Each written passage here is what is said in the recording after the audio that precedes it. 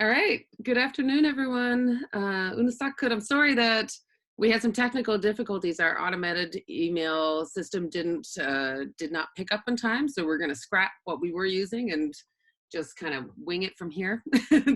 I'm Heather Iglilioti. I'm the director of the Inuit Futures Project, and the De-ICE-olation series of Inuit artists online workshops is intended for us to get to spend a little bit of time together while we're all working from home and being safe and self-isolating, and maybe learn some new things and just be together, which is something we're really fortunate to do. So we're really lucky because this week we have Papatsi Kotierk, who's a seamstress and expert parka maker, who's been working for more than a decade, not just on her own clothes, but on clothes for do you take commissions or orders? I have in the past, but lately I like to have my creative freedom and just make stuff and then post them to sell. So I don't really do custom That orders makes a lot anymore. of sense. So Yeah. hopefully you've all had a chance to watch the hour-long video that Papatsi made at home using, it seems like in a professional studio with multiple cameras and a headlight, and just really fantastic instructional video that we were very fortunate to get to watch. If you haven't seen it, it's on our website, which is just inuitfutures.ca. And so this is the follow-up Q&A period of the workshop where Papatsi is here to answer all your burning questions around making a parka. We're recording this call, and you can either text questions in the chat box or you can unmute your mic and ask them out loud. Papatsi, can you see the questions? Do you Yeah. have them open? I see So one question. if you can see the questions, Yeah. there's one from Yeah, I Jessica. see So one I'm just going to let you read the question aloud and get going, and I'll just be listening quietly. Or do you want me to read them me. to you? I can ask them to you. I can ask them Um, too. I can ask them straight out. okay.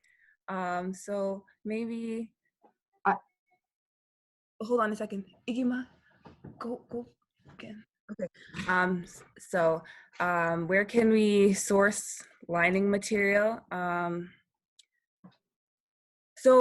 where can we find a pattern? So I started out sewing like over 10 years ago, and I was given a pattern by family, and that's what I used. But like I said in the video, if you're not comfortable with that and able to, you can look online for patterns. And one website that I have used in the past it's called Lekila, LEKALA.co.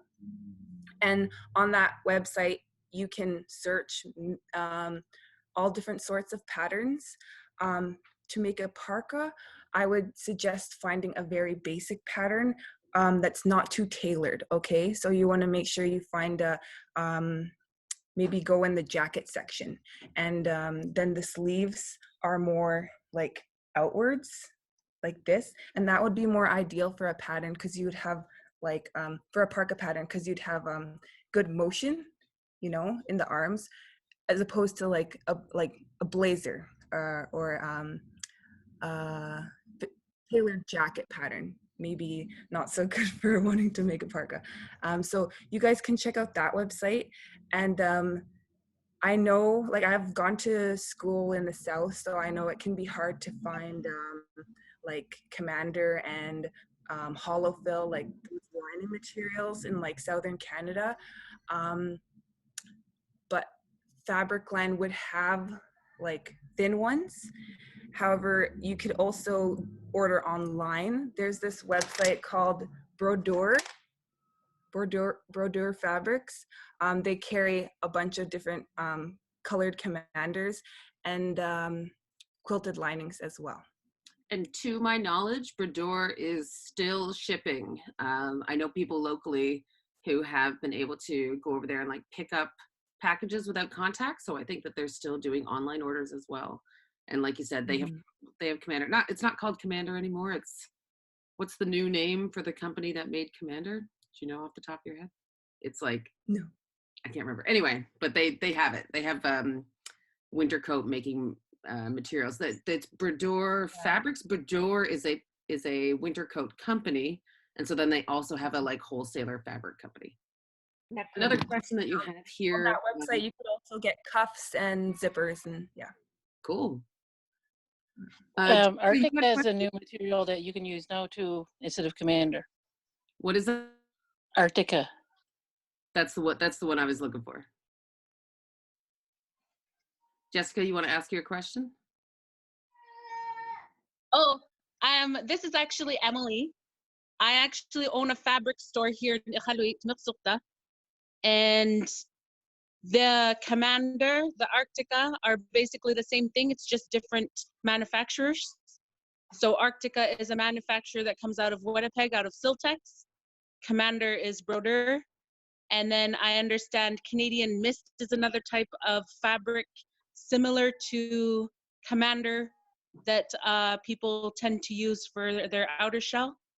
So you guys are all right. It's just all different variations.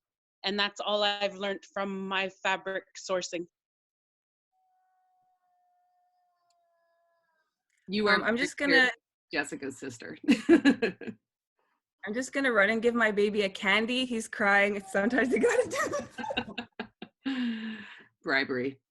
Okay. Hi, Joanna. I see your question about my store.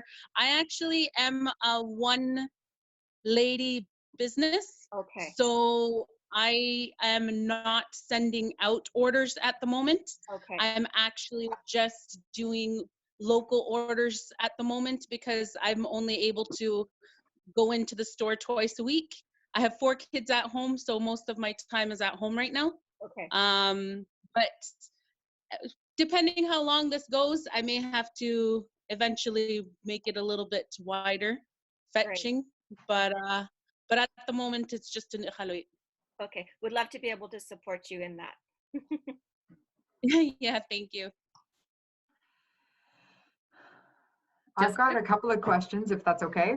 One specifically about sizes. I've been asked to make sizes from t-shirts, which I can kind of do, right? Like I can kind of make it, but what I'm suggesting or thinking is, how is it if somebody gives you like a t-shirt, if they say like I've got like a, you know, and they give you specific measurements, how big would you say is comfortable enough for parkas? I've been trying to go with like 2 or 3 inches that you're going to add so that it's kind of like fits nicely. So you know what I mean? Like somebody, here's my t-shirt, take my t-shirt and make a parka out of this. So then I'm like doing my best and I'm trying to figure out, reverse engineering it basically, right? And that's kind of like what I add like another inch or 2 inches, because t-shirts tend to be a little bit, you know, looser or baggier, right?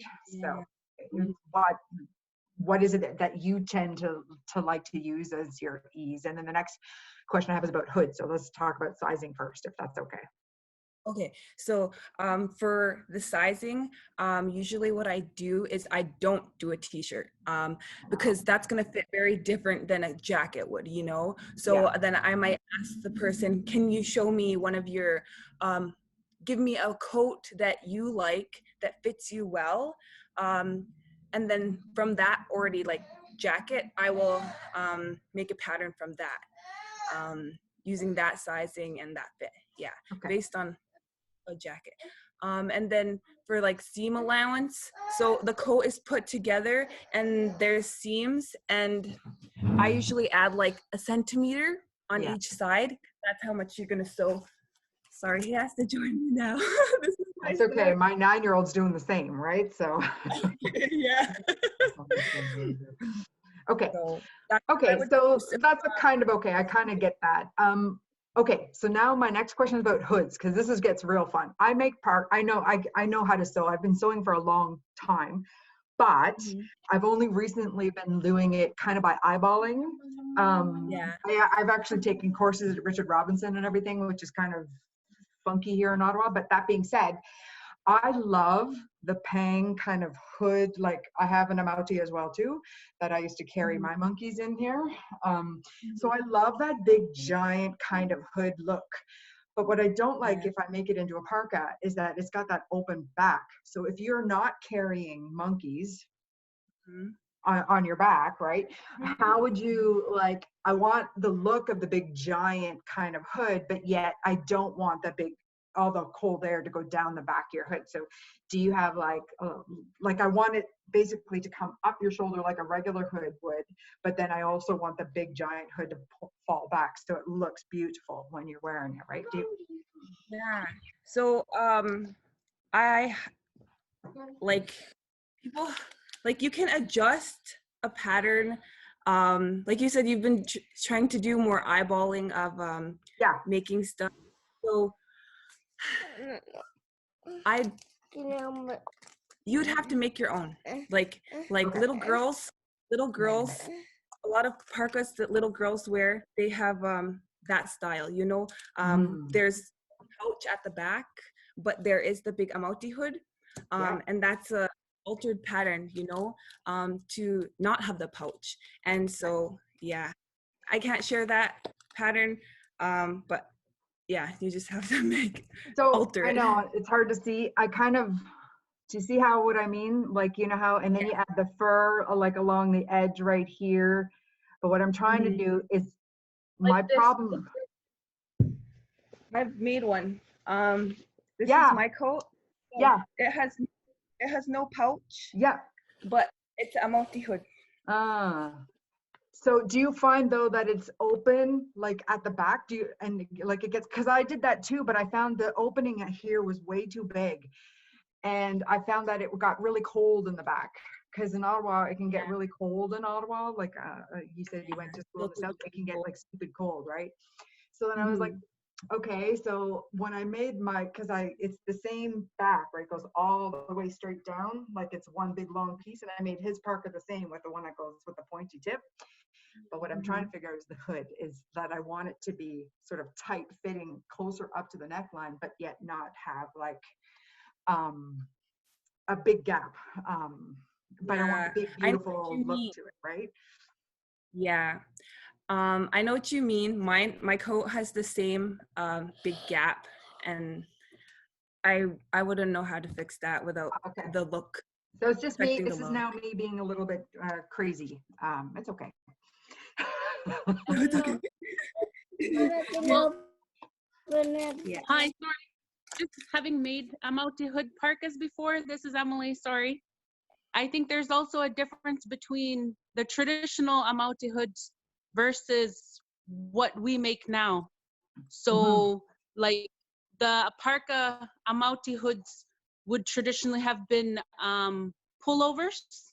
Yep. So when you make pullovers, they tend to have a little bit of a higher neck because you're making it closer and tighter towards your face. So when you have a fur on, your face is warm. But now people are wanting to do it with zippers, right? And wanting it to sit on the shoulder nicely in a, I want to say, more fashionable sense. So it is very difficult to alter that traditional style of the purpose of it was to be warm, but now we're putting zippers into it and wanting it to sit on our shoulders in a nicer way, but that means you're opening it up a little bit larger than it traditionally is to keep you warm, if that makes sense. But sorry, not to interrupt. No, just I'm looking for pattern alteration suggestions, because I got a couple of great patterns from some elders, which I absolutely love, and I'm really happy with them, except that I want to edit the hood so that I have the bigger hood that I think is super sexy, and want to make it like really nice, right? So, okay. Okay. Thank you, guys. Just glad to know that I'm not the only one not able to figure this stuff out, right? Yeah. I've seen people walking in Toronto with like commercially bought jackets, and it's like a regular jacket that zips up and then it has the hood. It's not quite the same as an amauti hood, but the fur comes down and kind of down the front. I don't know if that would be a kind of alteration that might work for you. They look kind of neat, but I'm like, you're not warm around your chin with the fur. Yeah, okay, so I've seen those patterns too. Those kind of have like an inner collar with an outer hood kind of thing. Yeah, so It's a completely different setup though, right? So anyway. Everywhere. Any other questions?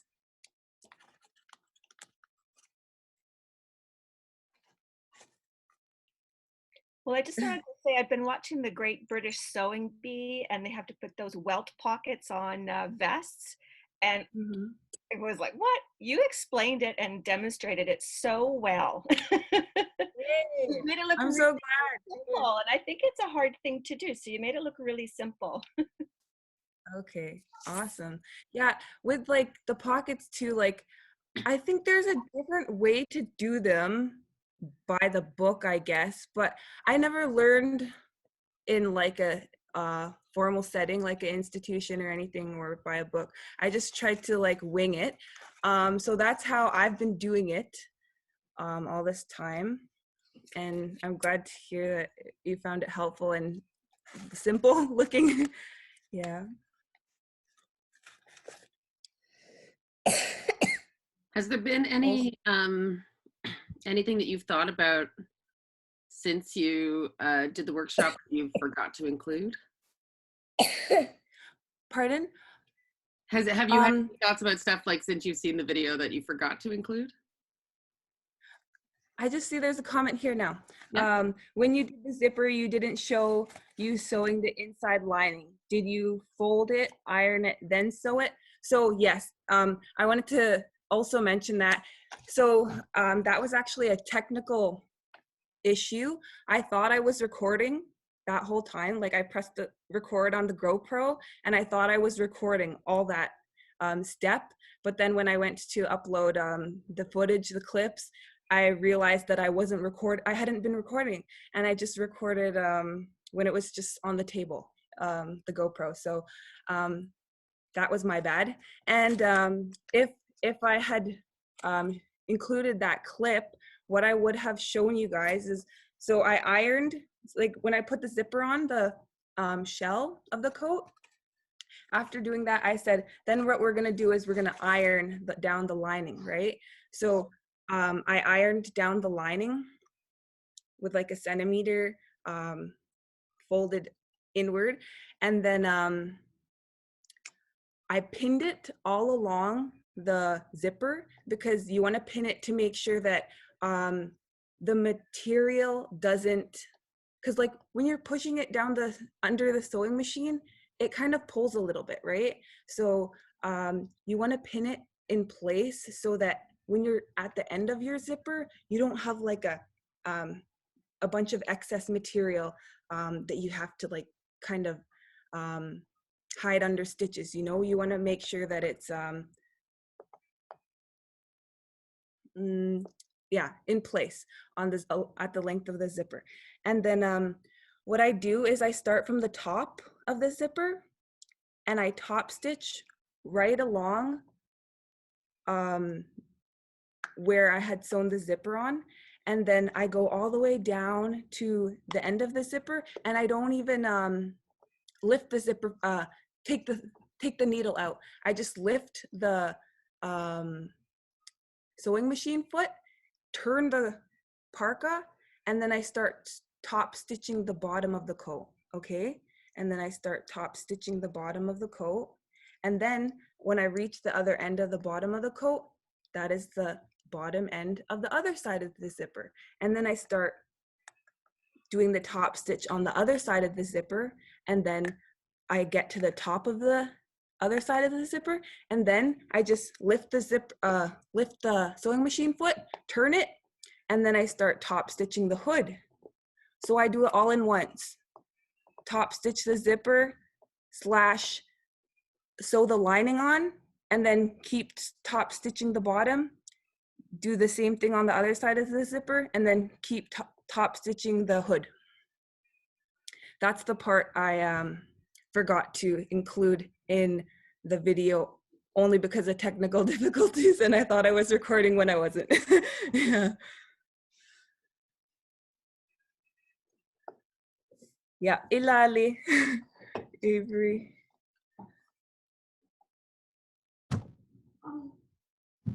Okay.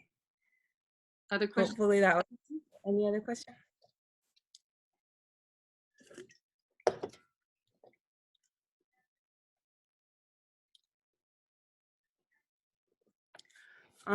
For beginner, okay, I'll just share then if there's no questions right now.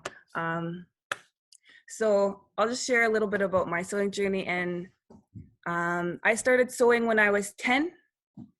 And if you have a question, just interrupt me, but I'll just fill this noise. So I started sewing when I was 10 with a sewing machine. And it was because I wanted to, my mom had 2 younger children at the time. And I wanted to help her carry one of my siblings in the amauti, right? So I found the amauti in our porch and it fit me. And it was my mom's first amauti that she made when she was a younger girl. And I asked her, Anana, can I take this amauti, take it apart and use the pattern and make my own? It fits me. And she was like, sure. And she said, we'll go to the store over the weekend to get materials. And I was too eager, right? So I ran to the store myself and I found the materials that I wanted to use. And I ran back home and I was like, Anana, I already know what I need and I know how much it's gonna cost. And she gave me the money and I ran back to the store and got the materials. And she was in the kitchen when I got home with the materials and I showed her the materials and kind of was looking for approval, like, these are what I got.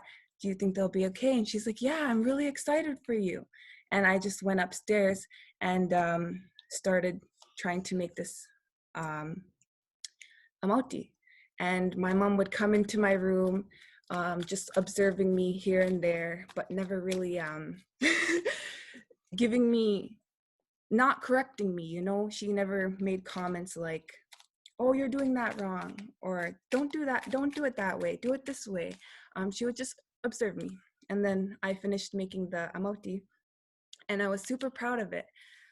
It was bright purple and the lining was yellow, faux fur, and the purple shell, it was cotton material, so it was really thin. And I was carrying my little brother in that amauti in public, and I kind of felt like maybe my mom was a bit shy about it. But after sewing that first big garment, I developed an eye for other people's sewing, right? So in the community, I would see other people's amauti, I would see other people's parkas, and I kind of started to realize that the materials I used to make my amauti weren't ideal for outerwear, right? Cotton and faux fur lining. So then I confronted my mom about it and I was like, Anana, why didn't you tell me that the materials I used to make my amauti weren't ideal for making an amauti? Like, I showed them to you before I started. You could have told me, no, Panikura, don't use those. And then she looked at me and told me that that was her way of allowing me to learn. So since then, at 10, I've been learning and trying to learn by trial and error, by observation, you know, picking up new tips and tricks here and there, and really being observant to what people are willing to share, but also analyzing other things that are already made, store-bought garments. So the way I taught myself to kind of construct garments is I started taking apart garments.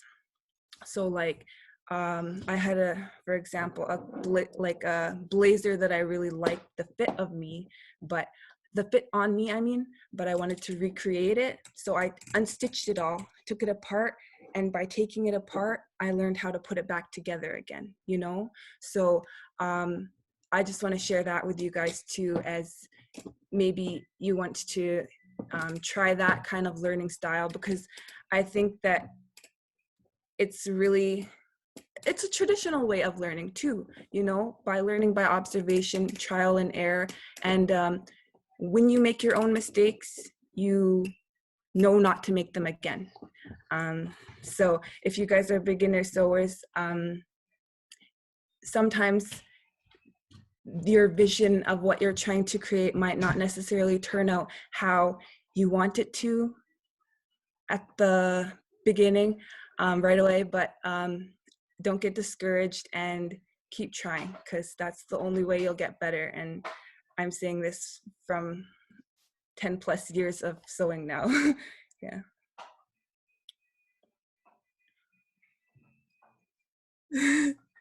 I think that's really good advice. Anyone else have there's a question here. My question is, what's your experience with creating your own patterns? What kind of material do you draw them out on? That's from Lena. Okay, so I started out by cutting out patterns on like material that I don't think I'm going to use. Like cotton, for example, I was gifted a bunch of like scraps of materials, meters of materials of cotton that I'm not going to use for outerwear. So I would use that to then draw my patterns. Also, you know, in like when you get a bed sheet set, there's like the bed sheet with the elastic on it. Then there's the duvet cover, but then there's that other one that you never use. That's really good to cut patterns on also. But recently, like, I've run out of my cotton stash and used up all my mom's bed sheets that she's willing to part with. So I actually did order some new materials to cut patterns. I actually have it right here to show. I think so it's muslin. I think it's what's really commonly used to draft patterns on, so it doesn't stretch too much, and it's really good to make patterns with. Yeah. And I ordered it on Amazon actually, so you can do that, order a whole bolt like that on Amazon. Yeah.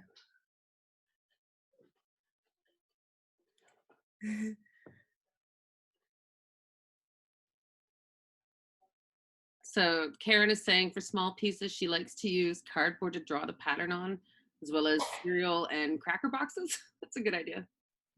Yeah, for mitt patterns, mitt and slipper patterns, I like to do the same. Cereal boxes.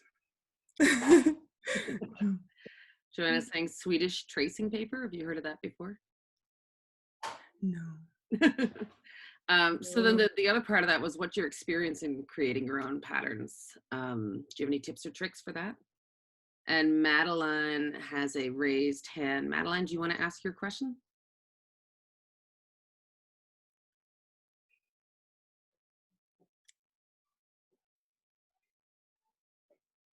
Madeline, you might need to unmute your microphone.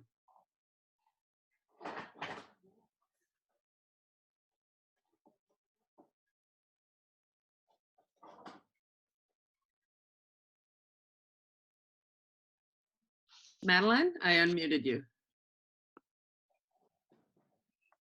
I did that by an accident. Oh. Oh. Okay, never mind. Sorry.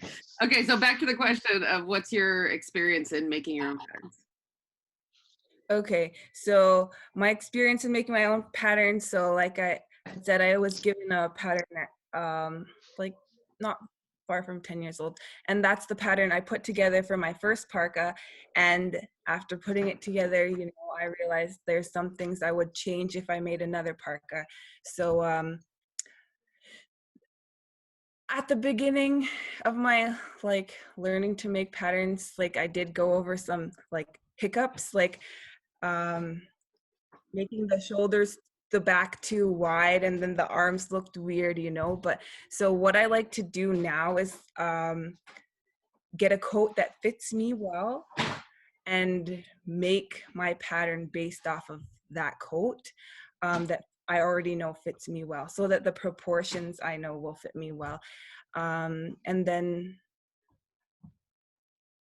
one time I took a NACA, Nunavut Arts and Crafts Association workshop with some Inuit elders where they shared traditional measuring methods using our body, so like our hands, elbow to fist, and they shared us how to use our own body to measure when we're making our patterns. And so like I've always been that way, just, you know, kind of freestyle, with what I have around, and more so after that, I've been like using my hand to measure stuff too. And at one of the workshops there, one of the elders had shared that she likes to have a curved sleeve, because a lady with a curved sleeve is very feminine, and I thought that was so cute. And since then I've made myself a feminine curved sleeve, and I continue to incorporate that style of sleeve in my parka making. Yeah.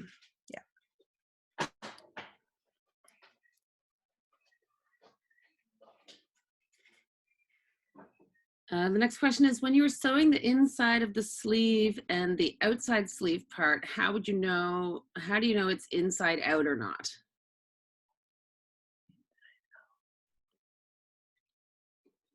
Oh, sorry, could I just go back to the other question first? Sure. For a little bit? I just, there's something else I wanted to share.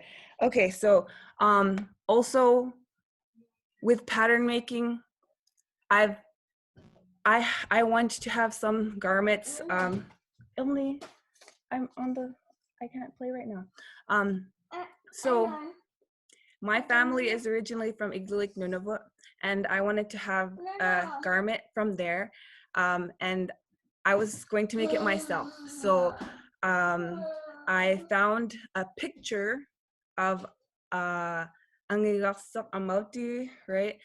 And based off of the picture of the pattern, I drafted a pattern for myself, just by eyeballing it. So I saw a picture of what the pattern shape looked like, and then on my bed sheet, I drew a pattern that would fit me using, okay, I need at least a hand here and a hand here, and then I draft my pattern using my body to make that pattern. So I'm slowly getting to, as a young girl, I grew up watching my great aunt freestyle draft an Amauti pattern. And I remember seeing that and being like, wow, goals. And I wanted to be an elder that can just look at someone and draft a pattern for them, and it fit them like a glove. So I'm trying to get there, and just always by trial and error, right? So that's what I want to share about pattern making. So sorry, what was the other question? The other question is, when you're sewing the inside part of the sleeve and the outside part of the sleeve, how do you know which part, how do you tell the inside from the outside? Okay, so we don't want, Emily, I'm talking, I can't, sorry. With the sewing the inside and the outside of the sleeve together, we want to make sure that the seams are not showing. Like when you sew the sleeve together, you see the part where our stitches are, right? So you flip it inside out, and when you're sewing the outside and the inside together with the cuff, you want to make sure that the side where the stitches are showing, those two are like the bread of the sandwich, so that when you sew it together and you flip it inside out, you don't see the seams, or you don't see your stitches. Yeah, I don't know if that if I explained it well. To make sure that I sew it properly and not twisted, I stick my hand through the lining arm, pull it out, and stick my, and then also pull my cover with it, so I know that I'm aligning the right seams together before I sew it. Because if you're not aligning the right seams together, your sleeve could be sewn together well, but the lining of the arm could be twisted on the inside of the shell. So, yeah. Hopefully that was open. If that answers your question, Madeline, Jessica wants to know, how does the wearer like the parka that you made for them in the video? Anything you would change or keep doing? Pardon? You can see, I don't know if you can see it in the chat bar, but the question is, how does the person Wear who got the parka, do they like it? Okay. Yes. So actually, while I was making that parka, one of my friends had asked. I don't need this. Okay. Emily, can you go to Igima's room? Igima! Get Amutitasa, please. Sorry about that. So while I was making my parka, one of my friends had actually messaged me asking me if I would make her a parka. And I told her, hey, actually, I'm making a parka right now that is your size. When it's ready, do you want to come try it on?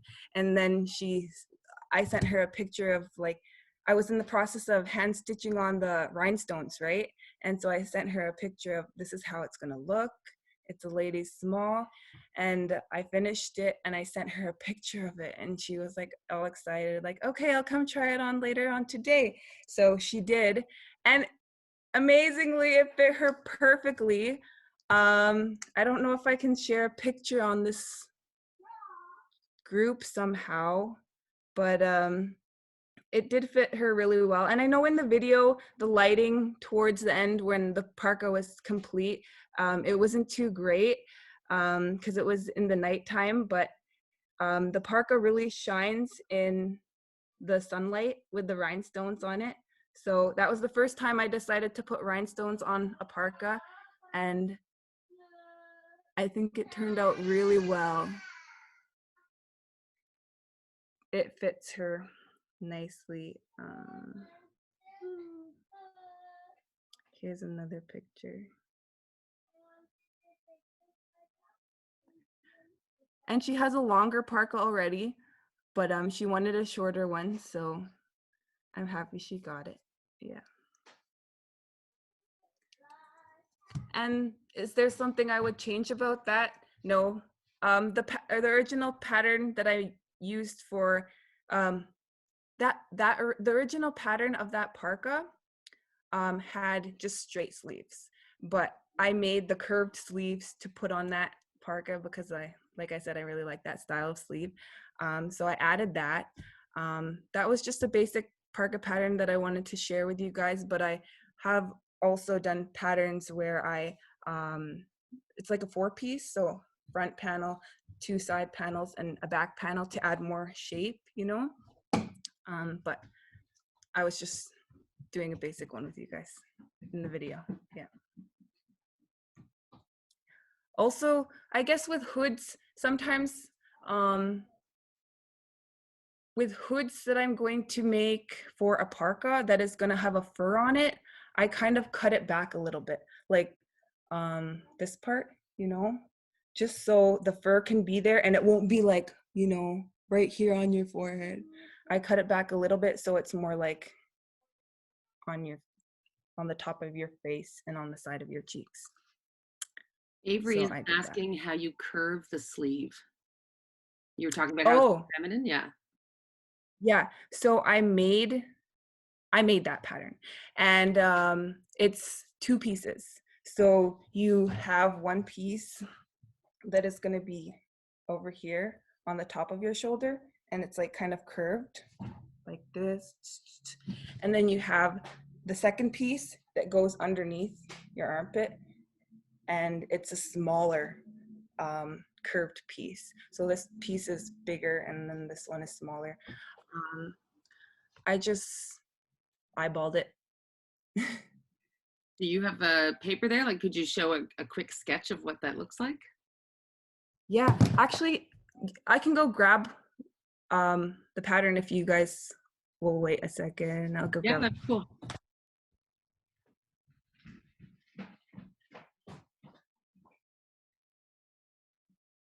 While she's getting that, I'll just say we're closing in on the top of the hour. So if you have any final questions, please type them in the chat bar because we're going to end in like 5 or 6 minutes.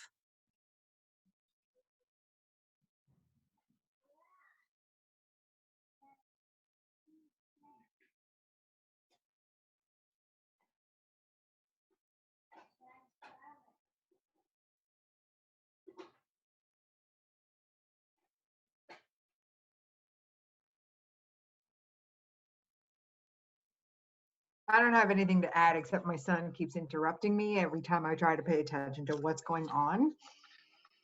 My mom stole my I'm chips. loving that there's no school and that the sun keeps interrupting everything I do. Just saying.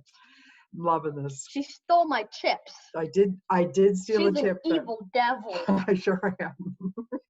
She stole my Okay, let me put pause now on mute. Then Just no- trying to, fill the void of noise here. No touching my chips. So this is a parka that I cut out that I'm going to sew together to sell. It's the same style as the Amoti style parka that I showed you. So this is the sleeve. This is the top part. And then this would be the bottom part. The part that goes underneath the armpit. So it's much smaller.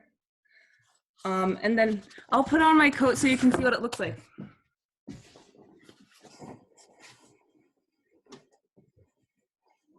Oops.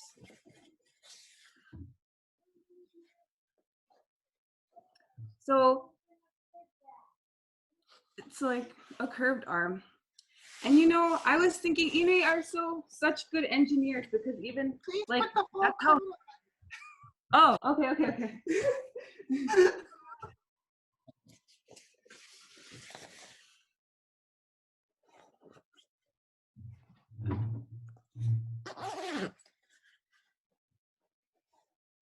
That's my spring parka.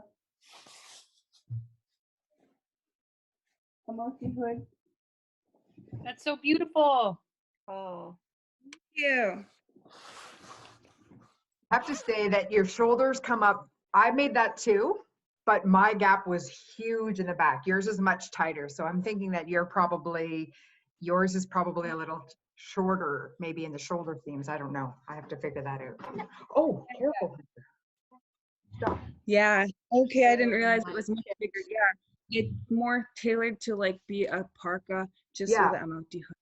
But I like, because I have that pattern too, except that I found that my gap, stop Hunter, right back here was way open and my back was exposed, even though it was a parka. Like I didn't want it to be an Amoti style. But it's got the single, like the back of the hood attaches to the center back, right? Yeah, so that I have that all one piece as well too, yeah. But So I then found what that, sorry. is I would adjust your pattern to make sure these aren't too far apart, okay?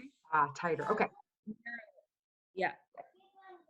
perfect. I'm gonna try that again. I'm gonna alter it because I made it twice and each time I made it, it kept opening in the back and I found that very frustrating. So I'll try to narrow it there. Yeah, you have too much material here. Mhm. So yeah, just try to bring those closer together and it should be tighter.